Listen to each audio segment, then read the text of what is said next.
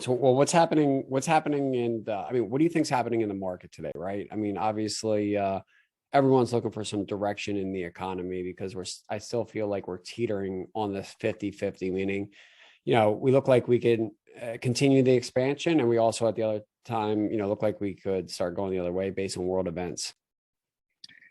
Yeah, I mean, obviously we had a negative print on the GDP for Q1, and so and that combined with a couple other economic indicators, it's looking like rough times ahead, or at least not good times.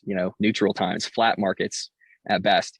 So everyone is kind of focused on the macro right now, and it kind of seems like even on crypto Twitter, nobody's really doing anything cool. Everyone's just kind of like focused on maintaining their wealth as is, right?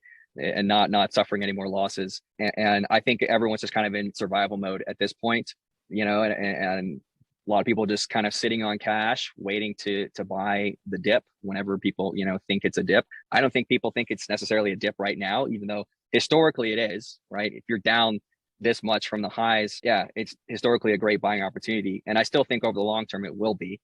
But if you buy now, does that mean you have to, suffer through another year-long bear market and just watch your funds, slowly go down?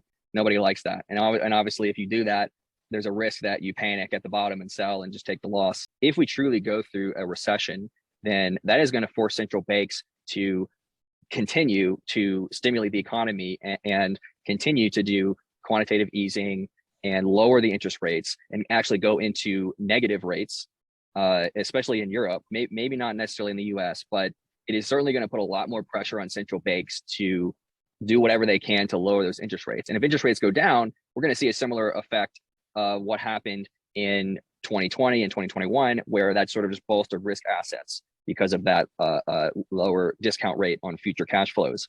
So it could actually turn out to be a great opportunity to buy risk assets over the next 6 to 12 months. So it's a real tough time right now to make a decision. Personally, what I'm doing is I have some cash set aside to start a dollar cost average in to the markets over the next 12 months. I have a shopping list of long-term projects that I really like, and I'm going to start buying those over the next 12 months. And then the other side of my portfolio is my long-term holds, mostly in staked layer ones, and then a handful of mature DeFi projects that have a large enough treasury to continue to fund development and other costs through a protracted bear market. Because that's really what you want, is these projects to survive these market conditions and continue to innovate, as opposed to having to, say, dump their own token on the market and cause further losses just to pay their taxes or something. I mean, typically coming out of any recession or downturn, the value is going to accrue at the grade A assets first, right? I mean, that's always, whether you're in real estate or crypto. I mean, in crypto, Bitcoin's usually going to make the first moves, and then that does the trickle down effect. And usually, when the coins at the very bottom are pumping, that's definitely usually later in the cycle.